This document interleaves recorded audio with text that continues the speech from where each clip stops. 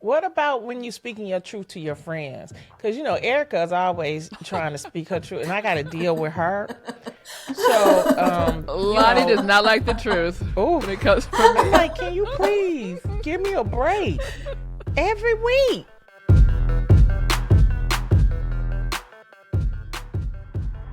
Hello, everybody. It's your girl, Lonnie Love, comedian, actress, and Emmy-winning talk show host. And I'm Erica Montolfo, writer, showrunner, and of course, most importantly, Lonnie's super fun sidekick. That's right, Erica. And thank you all for joining us for another episode of Grown Ass Women Talking. Without delay, I think we should go directly into the conversation on the election. If you notice, we didn't record an episode last week. This is Grown Ass Women Talking, not Grown Ass Women mad or cussing people out or crying. But we wanted to just take a beat and come back and do what we do and have a constructive conversation. So, Erica, your reaction to the election. Oh dear. I mean, where do I start? I will just say, I had been in New York, which remember I was like going to come back and tell you about all the boys I had, but that didn't happen. Because all we did was talk about, the election, and my friends who are very, elite, kind of like, they're very political, but very liberal, as I am. And so they had gone to Philadelphia to register voters. So we're all kind of in our little liberal bubble. I mean, I flew from one LA liberal bubble to New York liberal bubble where I'm going to see Alvin Ailey and I'm going to see all these Black excellence performances. So I just was in a moment of thinking that we were in a good place, or at least for what I wanted to be the good place. Then I come back and, I'm sitting at home on Tuesday. My mom, Claire Huxtable, is calling me and she's like, oh no, I don't think this looks good. And I'm like, Claire, stop calling me or stressing me out. I don't want, I'm prepared for a 2-day thing. Everyone's telling us it's going to be closed. We're going to have to wait 2 days to count the ballots. I'm like, relax, Claire. Let's wait till tomorrow to see what's going on. I go to sleep. I wake up and it was a wrap. Right? What the hell? There was no close. There was no, waiting to count ballots. I was just shocked. And again, I will admit, I was in my Alvin Ailey liberal Black elite bubble, so bad on me, but I just had no idea that it was going to be that disparaging of a race. I thought at least it was going to be close. I have been watching the polls, and everybody says don't believe the polls, but they've done upgrades to the polls, and they're different polls that are all together. And, it was this fraction of a lead that she would have. Some polls, she wasn't leading at all. But my indicator, and I never publicly said anything because I didn't want to be that disparaging person, right, or bring people down. It was when you go knocking door to door. And, I went in the battleground states knocking door to door, and people were all saying a lot of things that made you question if they were going to vote at all. Right. At all. Interesting. And so, I was just hoping, and that's why, everybody did their part. We kept pushing the vote. We kept, trying to make sure that whatever her message was, that it got out. And in the end, America was surprised because Americans that voted, they spoke. Mm-hmm. And a lot of people voted for her, but she just didn't get enough to take her over the edge. And I think it was a disappointment. Of course, Black women in general, and this is the real reason why I wanted to take a beat. Mm-hmm. It wasn't because I was angry or upset. No. I just wanted to take a beat to see what was going to transpire. Because a lot of things happened. A lot of emotions were running high. And I think that, and another thing that happened is that once she lost, then they started putting out the polling of who voted and who didn't. Of course, he got the majority of white men, white women. But right. What was surprising was to see the Latino men giving a majority of their vote to him. Mm-hmm. It was that was even more surprising. And I think that that's what made a lot of Black women, if I saw online, just go over the edge. I mean, as a matter of fact, The Root did a whole thing. Sisters was on TikTok. They was mad. They was, Yep. don't ask us to do nothing. I ain't I buying love no that. cookies. I ain't going to the American Red Cross. I'm sorry. We not going to no march. And basically the Root put out this article and they said that tired of being abused by everyone, Black women have decided on an unusual strategy. Black women aren't organizing any more marches or initiatives. They are taking a seat.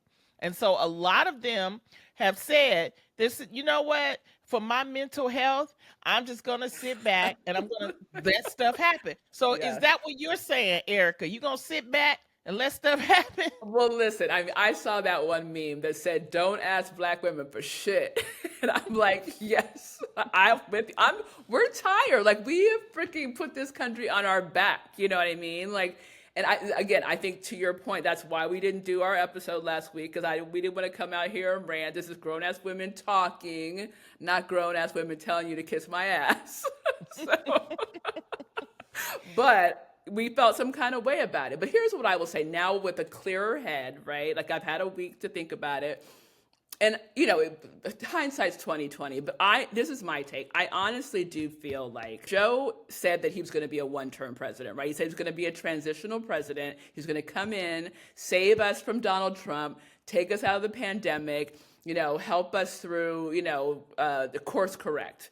And instead, he came in, got a little full of himself, which I get it. Like, being president's probably dope, So he's like, I think I'm going to stay in the White House, and decided to run again. And then it was very clear that he was not capable. So we had to scramble, and we were kind of giving Kamala, even though I think she did a great job, with what she was, with the tools that she had and the time that she was given. But had Joe stepped down, he could have gone out a hero, dropped the mic, he would have been, a historical figure, which he still will be, but then we would have had a primary. Like, we were robbed of a primary as Democrats, where we could have had Kamala give us her pitch for what she's going to do with the country. We could have had Gavin Newsom. We could have had, whoever, Hakeem Jeffries. There could have been a bunch of people who we got to vet, and then maybe Kamala would have proven her case. Maybe she wouldn't have been. Maybe it would have been a different candidate. But we were robbed of that as Democrats. And so, we kind of had to skirt someone in at the last minute who didn't get to prove their case and who also didn't get to woo the voters. Well, I'm not a Democrat or Republican. I'm more of an independent.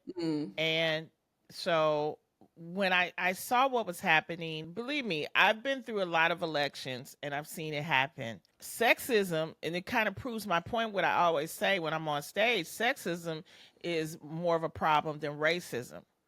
And until we understand that, we're still going to have an issue with getting a female leader. But I also think people just didn't like Kamala. She just did not take. And not only did she not take, then turn around, her campaign, the people that were running it, to me, didn't do properly what needed to be done. And sometimes this is when Black women come in and they're needed, because I'm just going to be it out there. I don't think she had Black women helping her with her strategy.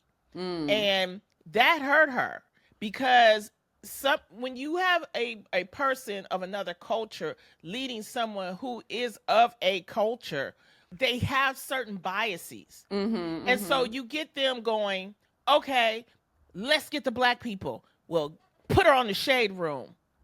You have 12. I told you about that. I was like, what? I was already suspect about the shade You have room. 12 national Black radio stations. Right. National. You only got 12. You should have did a junket and did that. Yeah. Then there was like, okay, we got to get with the Black men. Okay, put her on the Club Shay Shay. Yeah. You put her on Club Shay Shay. Okay.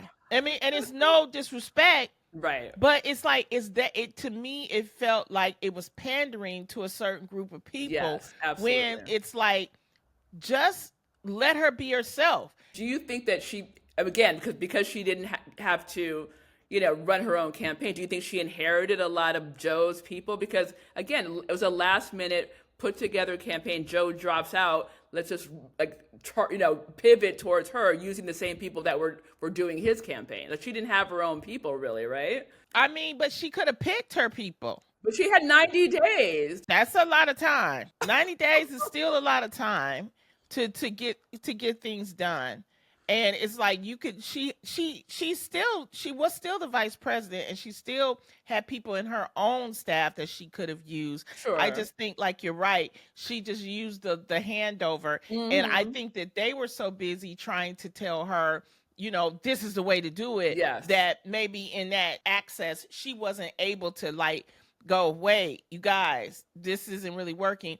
And the only reason why I'm saying that is that there are articles now coming out about what happened, about what her, campaign strategy. A lot of the people that were working on the campaign strategy are now coming out about what happened and what they saw. So this will be a lesson. It's not about her, but when it came to the American people, they said they felt like they did not know her. There was a big difference in the turnout from 2020 for Trump. Absolutely. It spiked from 2020 to 2024 among Latino and Asian voters. People tried to say black men didn't come out. They came out at 72% for her.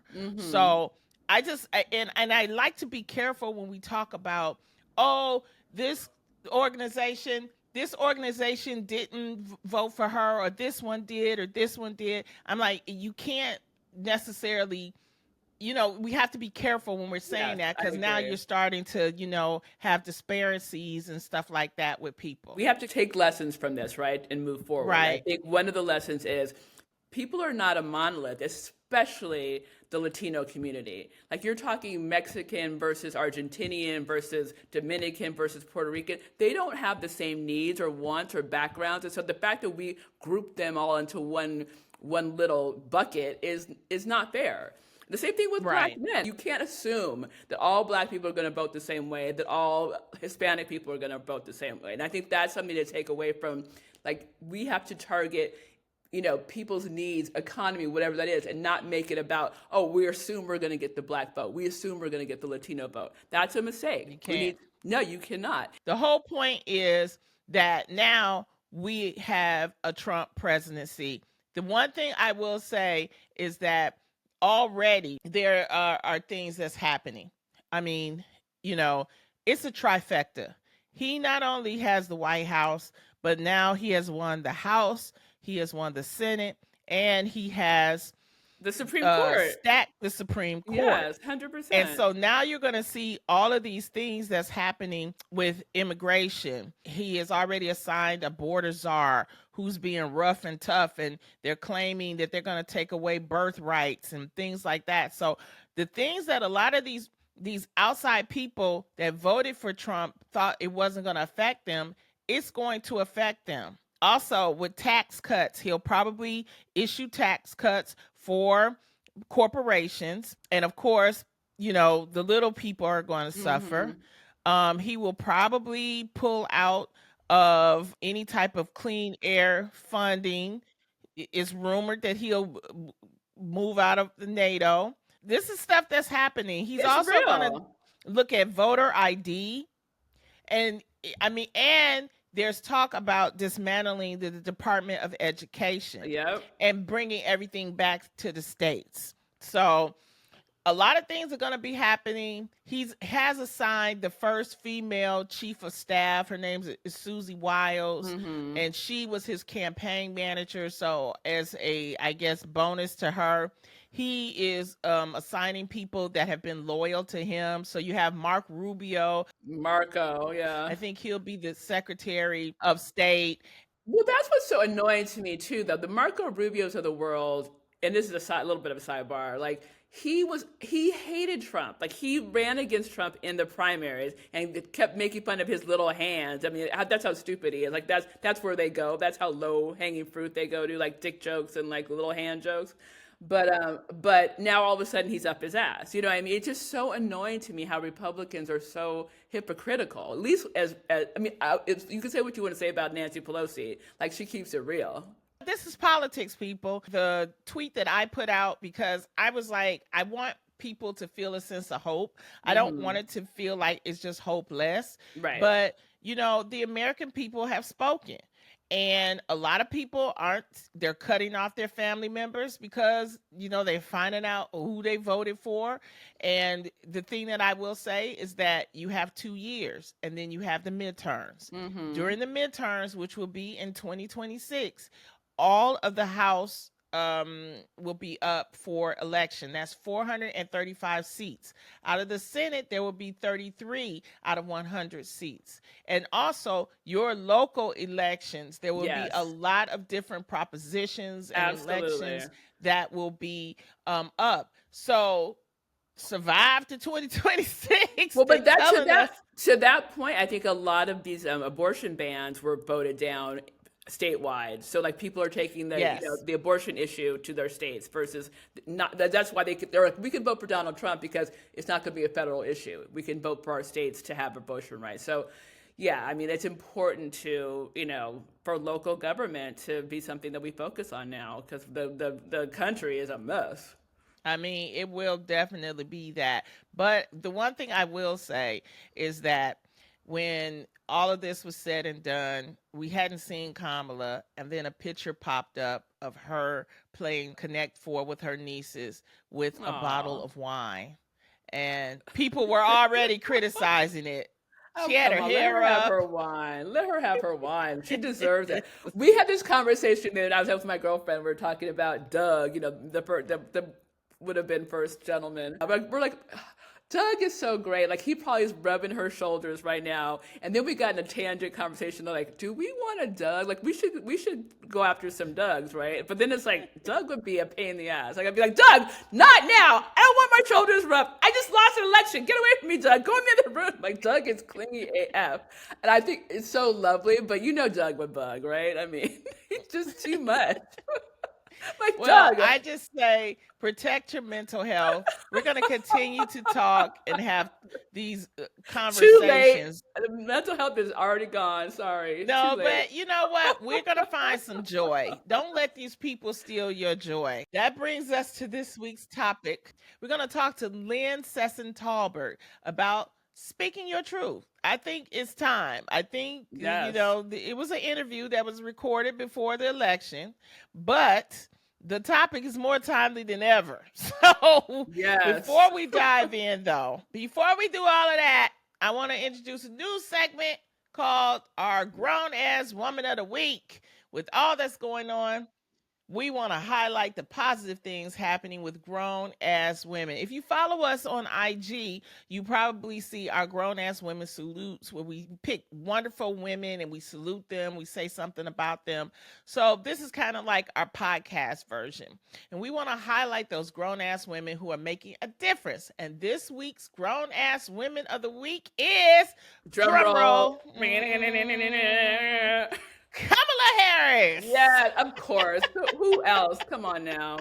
Who else? Kamala Harris, who is a product of a HBCU. Her mother is from India. Her father is from Jamaica.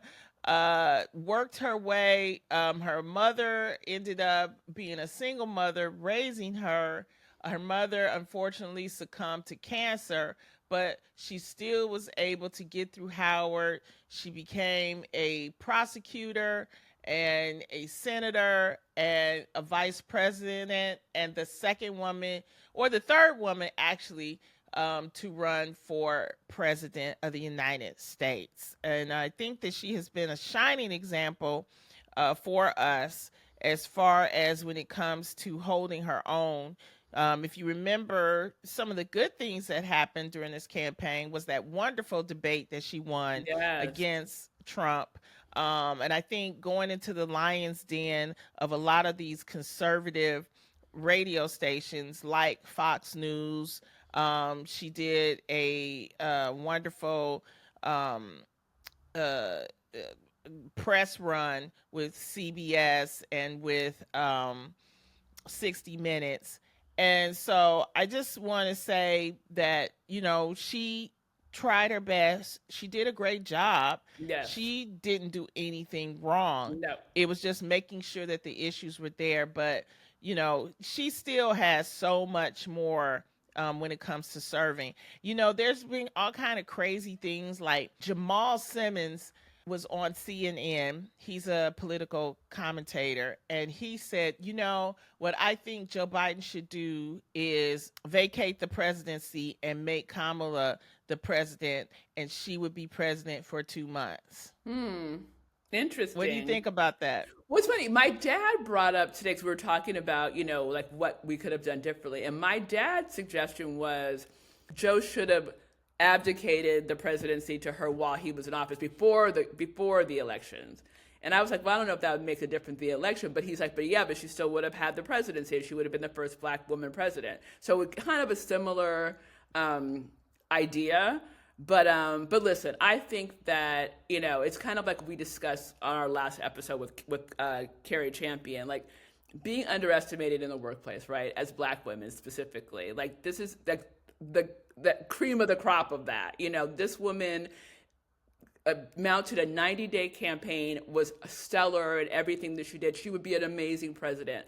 But, as she's playing chess and they're playing checkers, and still she doesn't get, the flowers that she deserves. So now we're giving her flowers, and I'm happy to do it.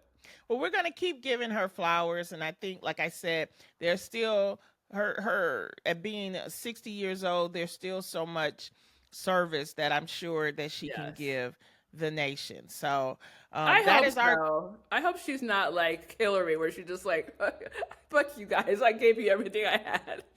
Hillary's been in a long time. Don't ask me for shit. Yeah. I know, but they're all, I feel it. I can imagine Hillary's just like, don't ask me for anything else.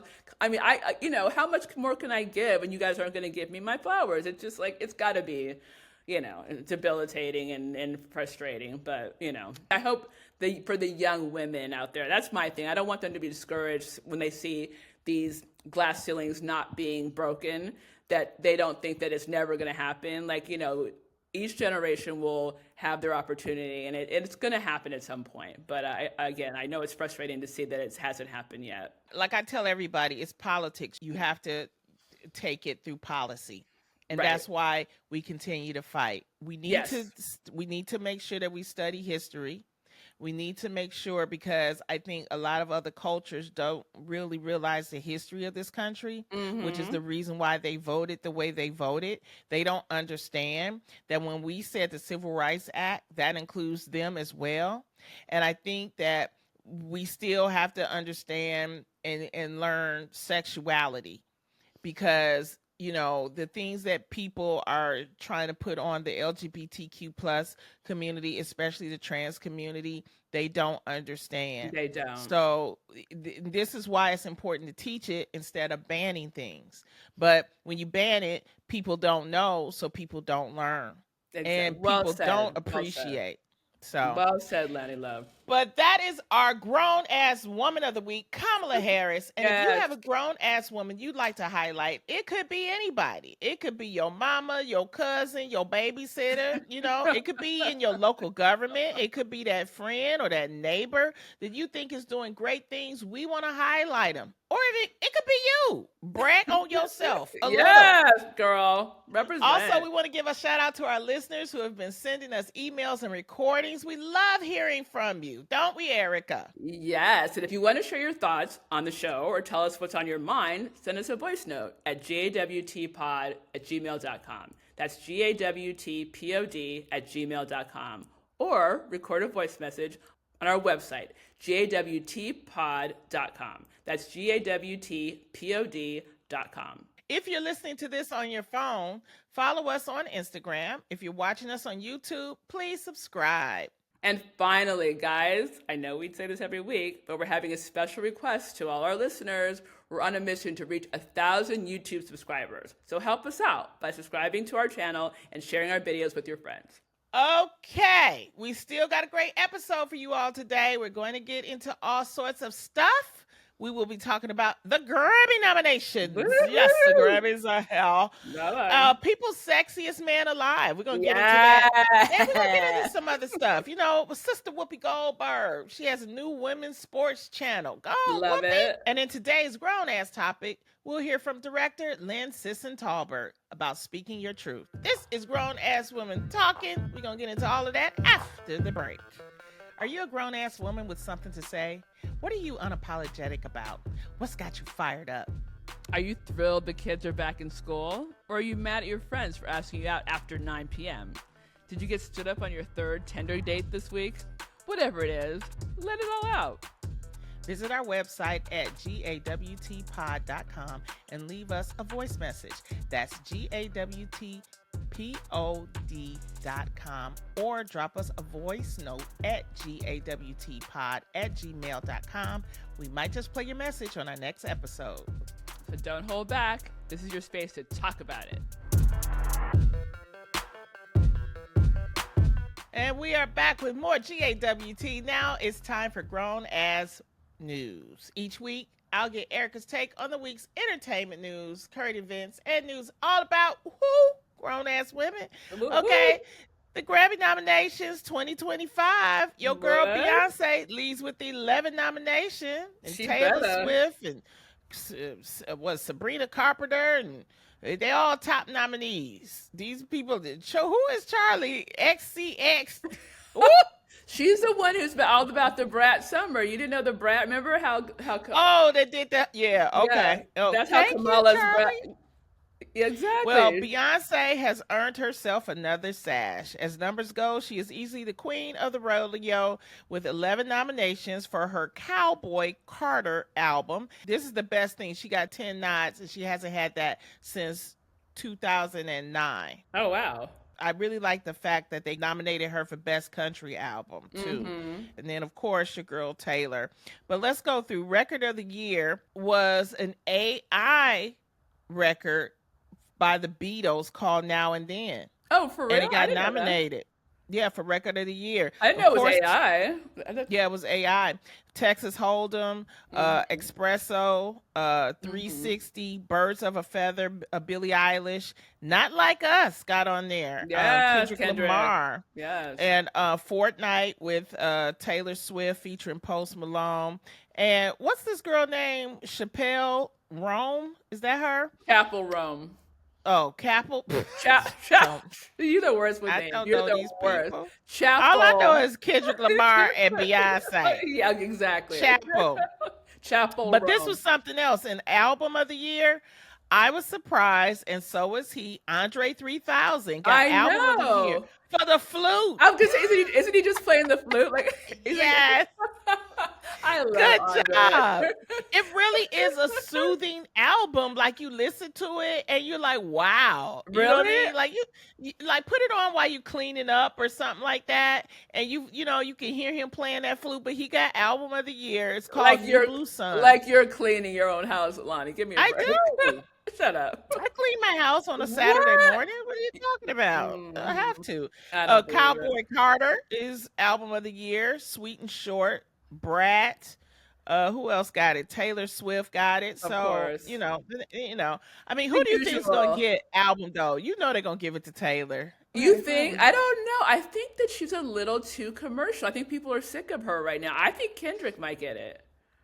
Oh, he's not on for album. He's Oh, he's on not? for a record. Oh, her Yeah. record. I thought you moved into record. He didn't put out an album. That I Okay. do know. It was just a single. Well, I you think know. she's gonna get record because that was the biggest record of the year for sure. I don't know about Taylor. I think people are sick of her. I know that Beyonce will get country album of the year because I think that they're gonna make up for her not getting nominated at the CMAs. Oh, and not give her actual album of the year. No, they will give her country to give her props for the country props. I think that's my prediction. But what do I? Okay, what about song of the year? A bar tipsy by Shabuzi. Shabuzi. I'm another in the bar getting tipsy. That's got to be the one because it's still number one. I love that, but it's not gonna win though. You don't think it's gonna win? It's competing with Birds of a Feather, That might Die win. with a Smile, That's with Bruno Mars. Fortnite. That's Taylor Swift. Mm-mm. Good Luck, Babe. Not Like Us. That might. I'm Please. telling you, Kendrick might win. No, Not it's like us. not. Okay. Or You not. already lost with Kamala. Now you about to. I'm doubling down on my Y'all loss. think that y'all get mad. Not Like Us is like that Black anthem. Okay, let's just. I'm Okay. doubling down on my bad decisions. Texas Hold'em. No. The song of the year, and Please, Please, Please. No, I think it might be Billie Eilish. She wins everything. I mean, okay, Birds of a feather. What do you think? What you put your opinion on the line for once? I already told you. Who'd I you think say? it's gonna be Shabuzi. It's not gonna be Shabuzi. I'm in the bar getting tipsy. If Shabuzi wins, I will buy you cocktails.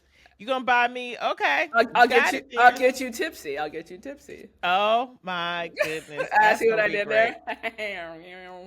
I love it. Also, I want to give a shout out our future guest and my sister Sheila E. got nominated for Best Tropical Latin Album. So Yay, congratulations Sheila. to her, and I can't wait till we have that conversation. I know. I can't wait to have her on. It's gonna be great. She's a sweetheart. The Grammys will be in February sometime, so Yes. y'all check it out. But that was a nice little getaway. Other news, Whoopi Goldberg launches first global all-woman sports network. I think that's genius. Genius, right? She says it'll be the home for live women's sports from all around the world. The network will broadcast women's sports across the globe, including football, soccer, basketball, tennis, cricket, and curling. Not cricket.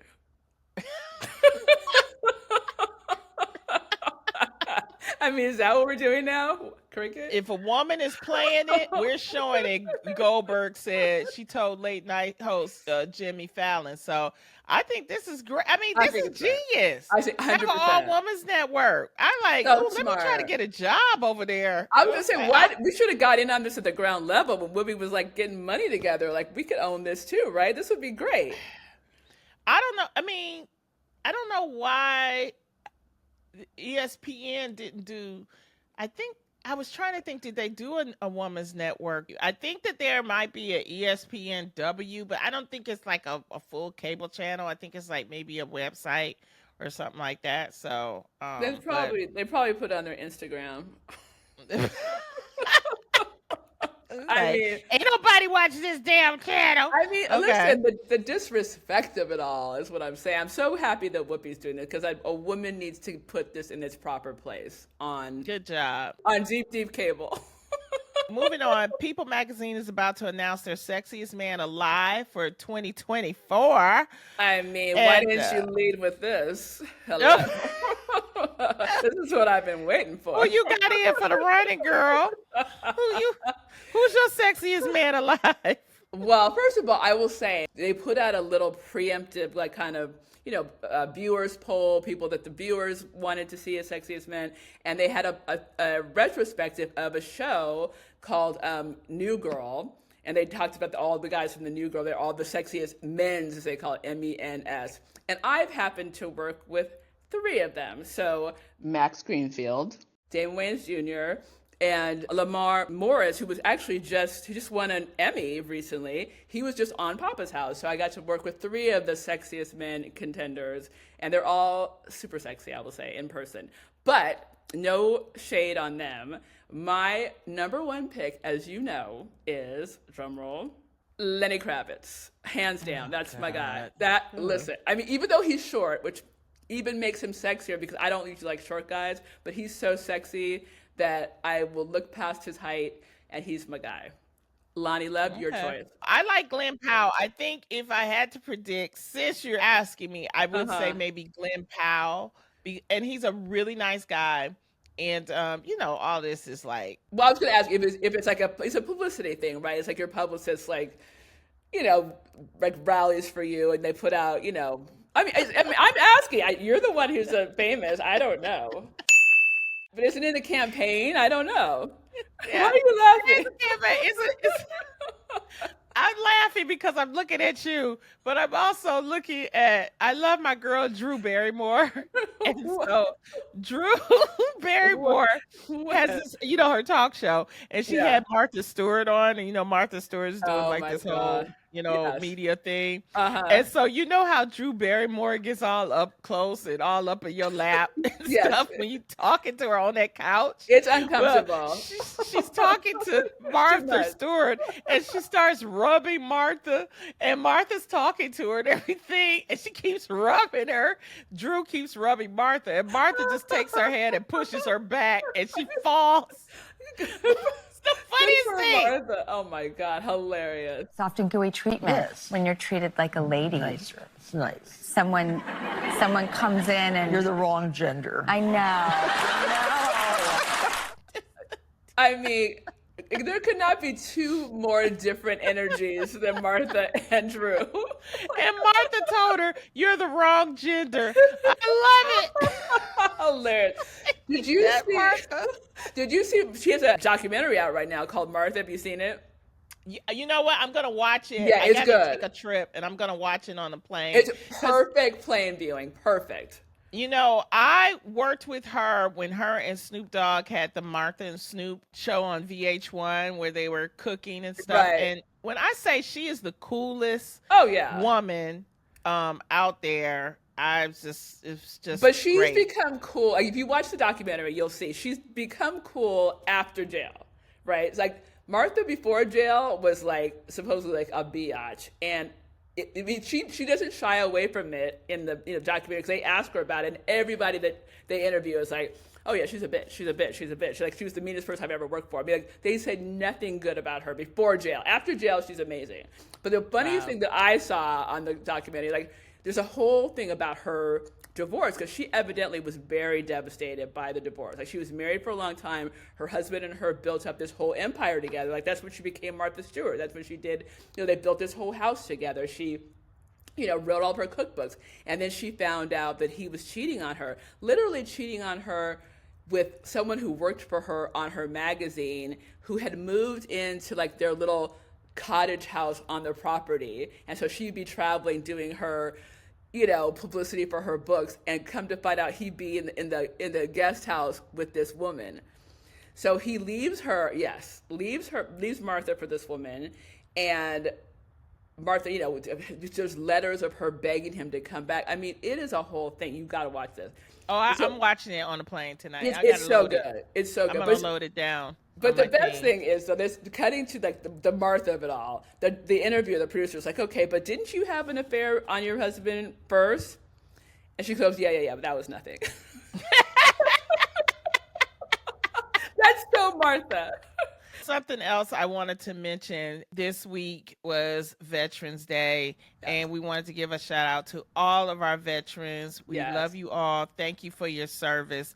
And a wonderful ceremony happened in Maryland. The National Guard celebrated Harriet Tubman being awarded the rank of general on Monday. If you all know, Harriet Tubman was the key proponent in the Underground Railroad, helping many enslaved people make it to freedom in the North. And so she was awarded the rank of a brigadier general by the Maryland National Guard in her home. This was her county hometown on Veterans Day. And I think that that's just wonderful. It's never too late to recognize someone like as wonderful and historic as Harriet Tubman. So. I love it. And my dad's a vet, so I always send him a shout out on Veterans Day.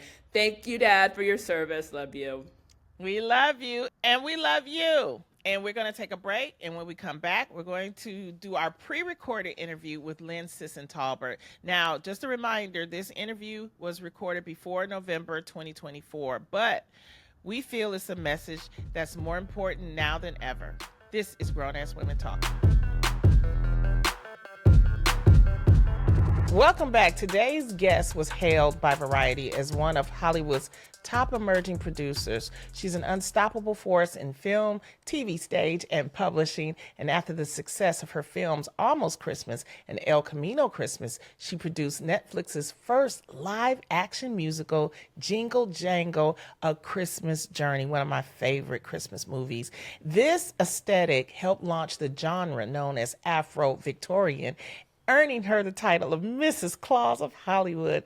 And the film was shortlisted by the Oscars and named one of the 50 greatest holiday films by The Hollywood Reporter. She's a proud mother and wife. She's also authored 3 children's books, toured nationally, and is now developing films for Amazon and Disney Plus, including 'Twas the Night and Santa Who, starring my man Cedric the Entertainer. Woo. Please welcome my sister, Lyn Sisson-Talbert. Hey, Lyn. Hey, Loni. Hey, Erica. Oh, So good to be here with you guys. How you been? I've been great. How about you? I've been good. The last time I saw Lyn, Erica, we were at a premiere for Axel Foley, the Beverly Hills Cop. I'm like, does it ever get old for you, Lyn? You know, going to these premieres and being in a mover and shaker in Hollywood? Not for Eddie Murphy. Oh my gosh, I was clawing to get tickets to that. I'm just one of those people who always remain a fan. So I think it's important, in your work that you love the people that you want to create for, and you can kind of be a viewer as well as a creator, because then you know what you like and then you can make stuff for your audience. So I get just as excited as I did before I was in the business, especially with idols like Eddie Murphy. Lyn, you are a mover and shaker in Hollywood, so we are so happy to have you on, because this grown-ass topic that we're talking about today is something I think women can really learn from. It's called speaking your truth. Now, before we get started, a lot of people, I was, researching this, and they're like, what does speaking your truth means? Well, it's an expression that means to communicate your ideas and needs and boundaries and convictions, and it's often done in a relationship or situation that's important to you. So for today's grown-ass topic, we're asking, have you ever had someone try to tell you who you are? Have you ever felt the need to hold back your thoughts and dreams from others? No more. This week, we're speaking about our truths. Sometimes the truth can hurt. Sometimes it's freeing, but as long as it's yours, it's worth being honest. And we'll be also talking about what's the difference between talking your truth and maybe being rude, because sometimes the truth can hurt.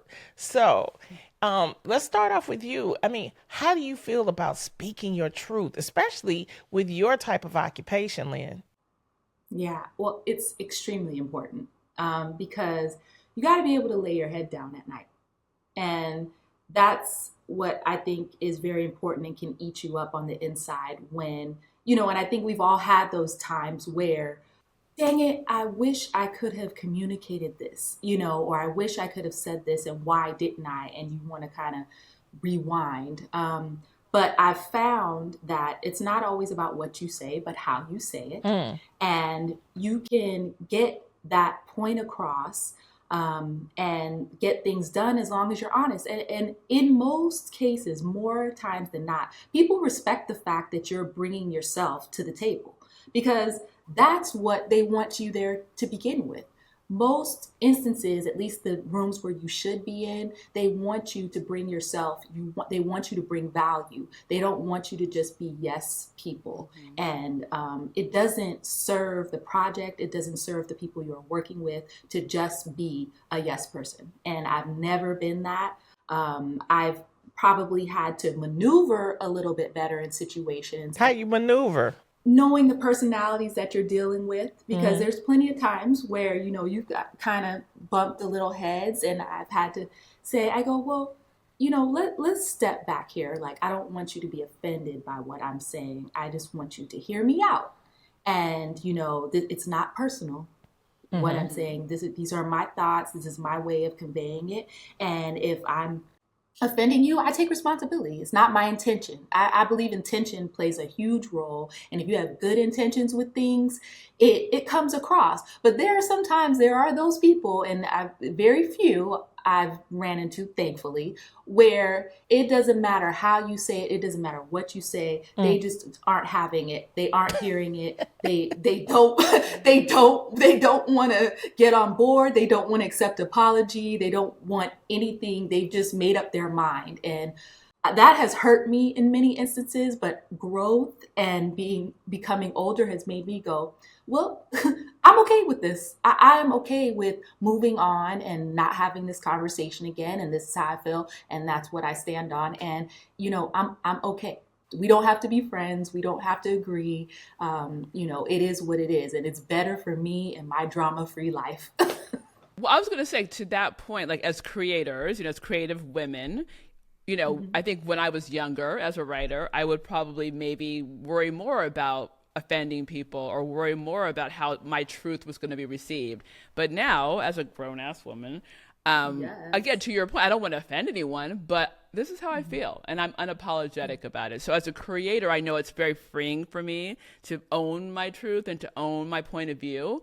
And, whereas when I was younger, I think I was like, oh, is everybody going to like me? Is everyone going to, Yes. and now I'm just like, listen, if you don't like me, it is what it is. Exactly. And that's what sometimes this is the thing. Sometimes people feel like, okay, I don't want to speak my truth because I don't want to hurt people's feelings. But actually, when you do that, the studies have shown that you actually hurt the relationship more because it's going to be eating up inside of you. You really want to say something. Now, just because you say it doesn't mean that people are going to agree with it or take it in, but you should, verbalize it. I think, when we're younger, of course, we want to please everybody. But as you get older, I'm like, honey, let me tell you, I'm not about to do this with y'all. I'm not feeling that. Exactly. And it will come out in another way. When you found that you keep running into the situation and you just like, it comes out in other ways and you don't want to have to be put in that situation. Because if you would have did it in the first place and said, hey, this is how I feel about something and I don't think this might work. Okay, then maybe we can work on something. Maybe we can work on a resolution or, come halfway. But if you're afraid and a lot of people are afraid to speak their truths, especially in this industry, because they think, well, I want to stay on a person's good side. Honey, a lot of times they wasn't going to hire you no way. No, exactly. So you might as well give it all. Give it your all. 100%. Let me ask you this question, though. So creatively in our careers, we've reconciled that, right? But like, what about our personal lives? Like, are we as comfortable being honest with our relationships, with our friendships, with our lovers? I mean, that's a similar thing. Like, I try to think, don't, oh Lord, me, Loni Love. She hates when I go personal. That's a loaded question. If your penis was a little bit bigger,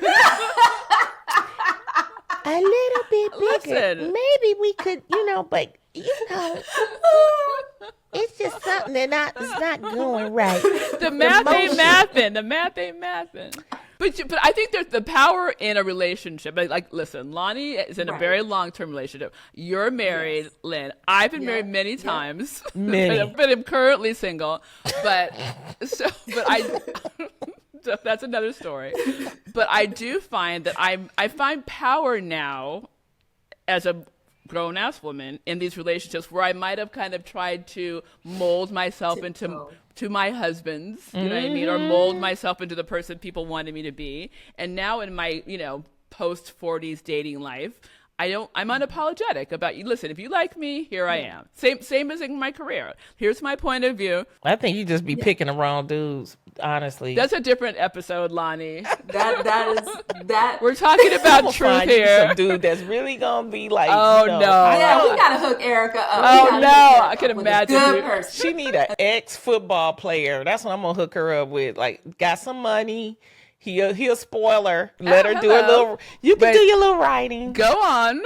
She likes it. She's like, keep it coming, keep it coming. Look, I've been married 26 years. Oh my God, good for and you. I work with my husband. Shut It is up. How do you do no that? easy task. Let me tell you, it's not easy. He'll say to me, Lyn, do you come with a mute button? That's his favorite thing to say. Do you come with a mute? And I'm like, no, I do not. But he'll say to me, I do become like a rabid dog when I'm trying to get my point across and I feel like I'm not being heard. And sometimes I did have to work on this because he is a creative mind also. And sometimes I want to jump to the edits, or jump to cutting something down. And I had to work on that. He's like, can you let me get it out? Can you just hear me out? And so I had to go, oh, you're right. Let me. So sometimes I have to leave the room and be like, oh, I hate that idea or whatever, some other kind of way, and then come back and say, and I'm like, you're right. I should have let you get the whole thing out and all of that. So I've had to work on that in my 26 years. But at the core of it, that we both realize is he knows I have his back and I know he has mine. Come on. Nice. And Yeah, I so love he that. knows it's all coming from a good place, good, again, intention, like we're talking about good intentions. And I think when you have that, not only in your relationships, your personal relationships, your friendships, and in business, people respect you and they will call you. I have so many amazing long-term relationships where good friends and actors that you wouldn't even imagine call me today and be like, Lyn, what you think about this?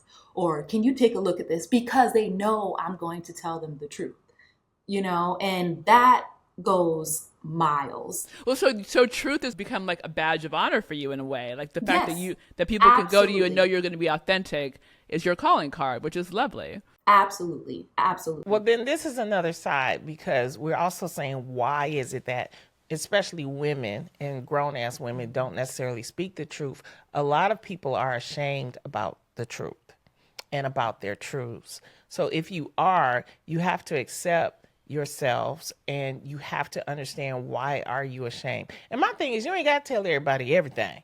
You ain't, No. It's something, some of y'all need to leave off of social media. Okay? I agree. We I don't agree. need to know everything. No, But when we're no. talking about truths and we're talking about, speaking your truth in certain situations, speaking your truth in your relationship with your man, you should be able to say anything. What, if you could, Lyn, is a piece of advice you would give to a woman that's in a relationship that's having a hard time, speaking her truth in her marriage, in her relationship? Again, it's all about how you say it because men are extremely sensitive. Very. Like they read into things a certain way, how your affliction is, they will try to act like they don't, but it really affects them, especially if they really care about you. So if they're affected by you, they care about you. So I think it's really important to sometimes woo-saw and convey the message in a certain way where it could be received. Most of the time, what type of person you're dealing with. Right. And if you know that they can't handle the straight no chaser, then you got to add, a little cranberry juice, or whatever, that filler is when you're giving the information. And there are times where I've had to say, look, I don't have time to add the filler because this is so important that I tell you right now that I get this across, that I just say that, like, I just have to tell you this. I just have to break it down. This is the deal. Sometimes you don't have time to be, futzing around with the fill. Yeah, you just got to get to it because of whatever situation or maybe something's coming up or whatever the case may be. But you have to speak in your truth.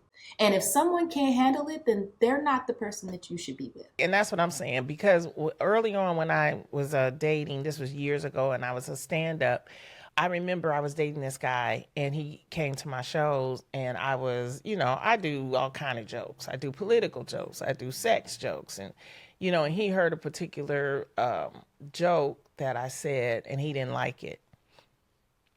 One thing about stand-up that I love is that you're able to speak your truth on stand-up. I mean, that's what people come and see you for. Honey, this man tried to get in an argument with me and tried to tell me about my material. I think he's still looking for me to this day. He's still looking. Can you tell us the joke? What was the joke? Yeah, what was the joke? I think it was just something about my grandmother and my grandfather, and he was like, how could you do a joke about your grandmother and grandfather? I said, because it's my grandmother, my grandfather, and it's a joke. Oh, it wasn't even about him? No, it wasn't about Oh. him. But it was just he was Oh my criticizing the material that I was doing. And then once I, decided I wasn't gonna be with him, I ended up writing a whole series of jokes about him. And that was like so it was a reason and a purpose for all That was of the purpose. I was just going to say that was the purpose of meeting him. But I try to tell women, it's like, because that's the second thing they said. Sometimes we don't speak the truth because we have fear around what will result from speaking the truth. But we're unique. Obviously, the three of us are all creators. We're writers, so like we have inspiration from these men in our lives or from people in our lives. Believe me, I have written so many things about my mother, and I had to stop letting her read my stuff because she's like, she take it personally. yeah. Oh, but I think that helps us be creative. But I would not change a thing. I would rather have, my point of view be clear than hold things in and get cancer. But then there's a difference between being rude and telling your truth. Sure. What's the difference? Absolutely. And where's the line? Yeah. Where's the line? You know what? There's one time that really stood out for me, especially when we were shooting Jingle Jangle. And we were looking for the lead little girl in there, our Journey, who's played by Madeline Mills, who we absolutely love. Fabulous. And that was a tough find. Like worldwide, we were searching, and we were in a room with the studio and everything, and it was like, we need to start, looking for British girls and start auditioning British girls. And, it's like, oh, we need to find this girl, we need to find that girl. And finally, I just like raised my hand. I'm like, hello, since I seem to be the only one in here who's ever been a little Black girl, I'm going to tell you that it needs to be a Black American girl, because there's a certain sensibility that is brought to the table that you can't even explain, but when you see it and feel it on camera. And so everyone was like, well, that's it then. That's what it has to be, because I'm speaking my truth. Absolutely. It is my experience. I know who I am. And that was like a really proud moment in life because it was a big movie, but I could like feel my dad on my shoulder, supporting me in saying that, because, he really instilled in me being myself. And coming from the plays that you and I talked about, Loni, coming from the plays where we directly programmed our audience, which is us. And it was a direct link before Hollywood, before any of that, where, the mothers and the grandmothers coming to us, telling us how much they love the show and how it touched them and all of that. So to have that experience where you're already acknowledged for what you do and your experiences, and then to come into Hollywood, you already have kind of that backing of love and support from your audience. And I know that is not the norm, and it's a unique experience within itself, but it has helped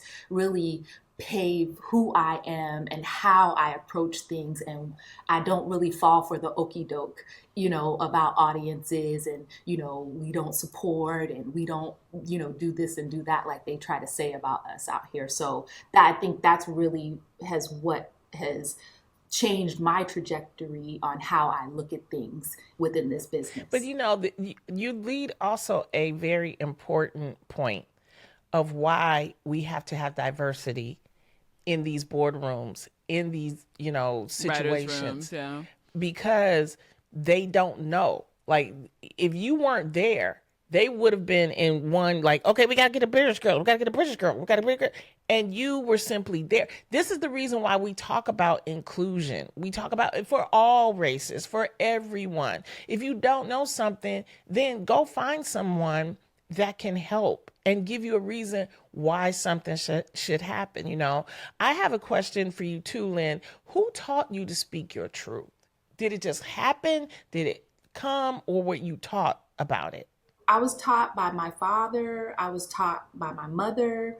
I was also taught by the school I went to. I actually ended up in boarding school when I was in high school. Ooh. And it was a totally different experience. Y'all rich like that?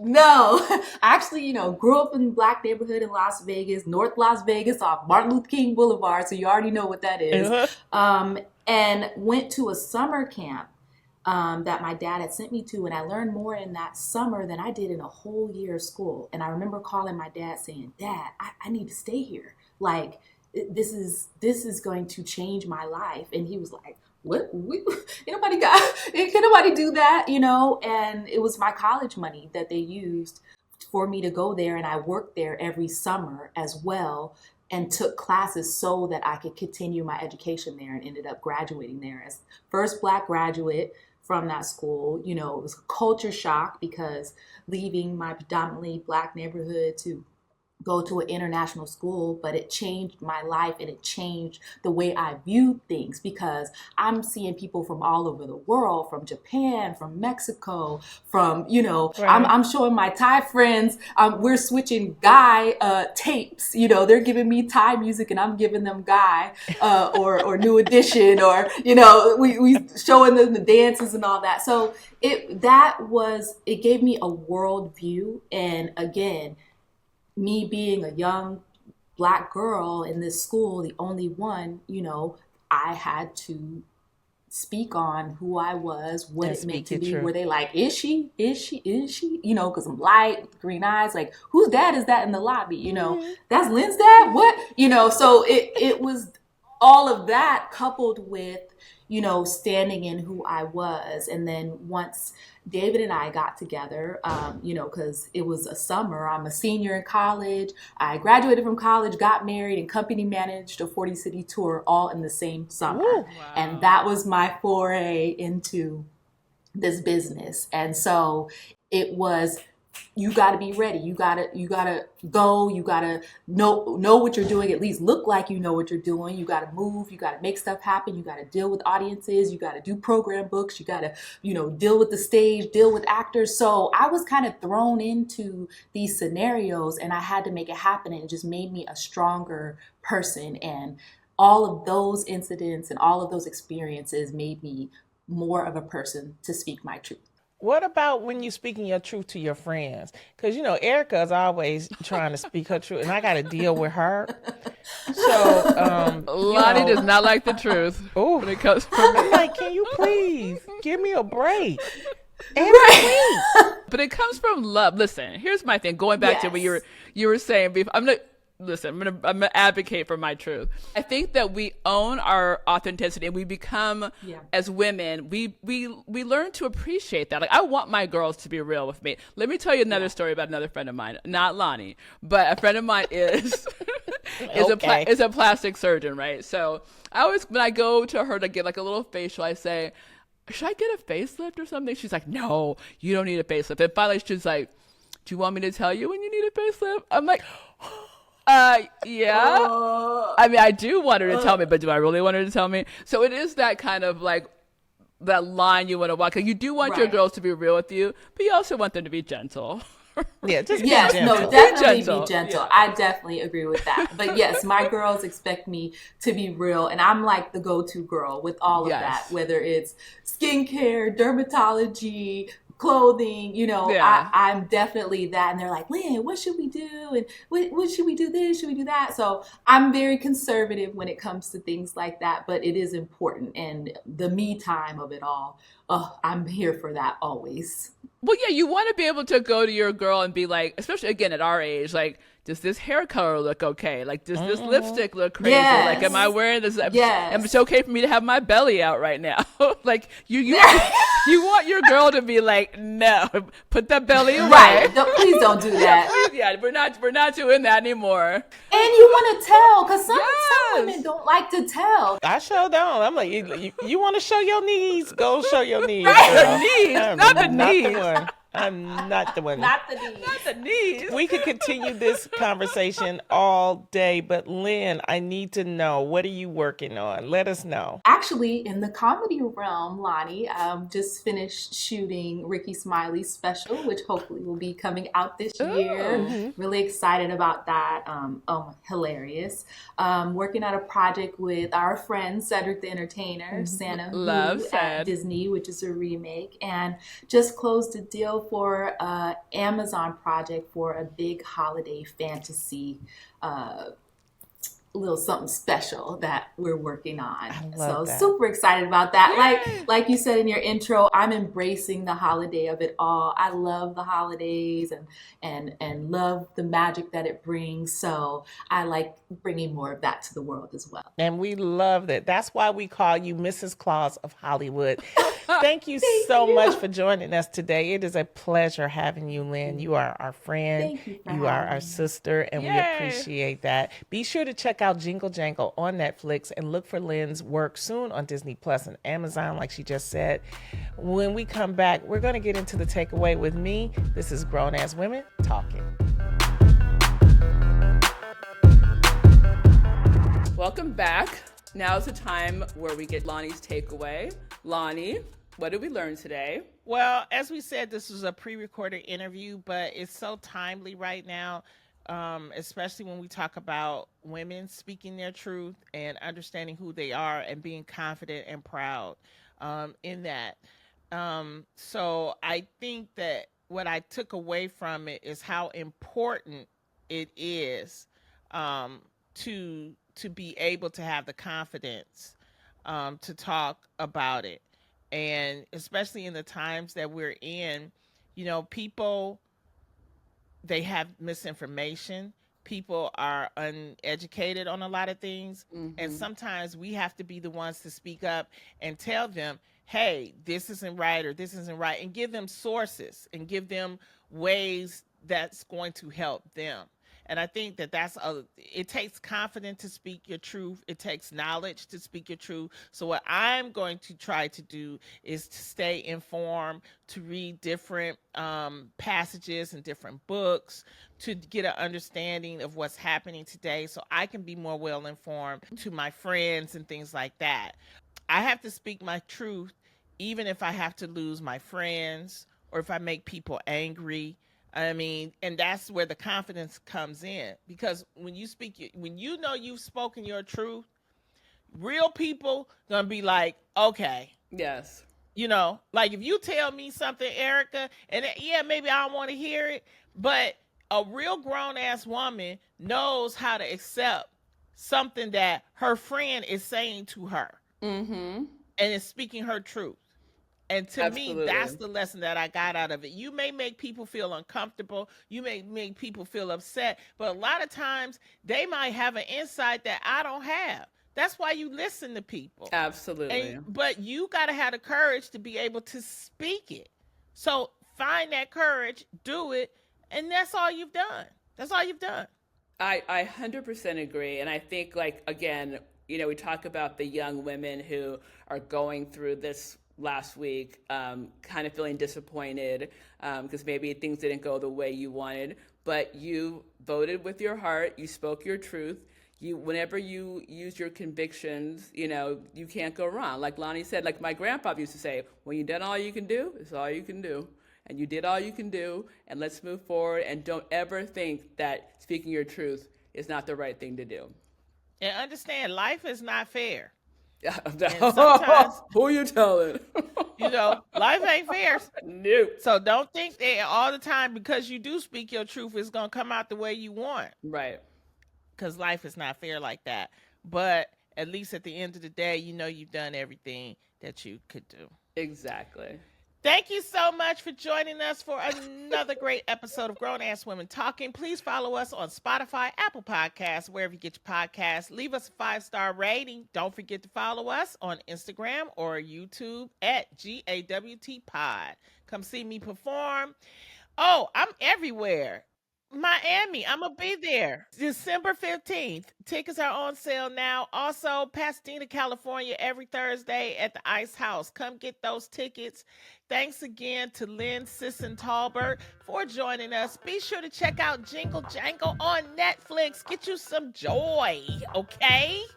I'm going to get me a drink. It's been a long week. I think I'll join you, my friend. Yes, cheers to that. And bye. Love to everyone. Grown Ass Women Talking is a collaboration between True Love Productions, Dunnigan Lane Productions, and Heart Media Productions. Our executive producers are Lonnie Love, Erica Montolfo, and Siege Pokinghorn. This episode was produced by Siege Polkinghorn and edited by Nicholas Crawford. Our music is by Cole Curtis. Special thanks to Elizabeth Munch,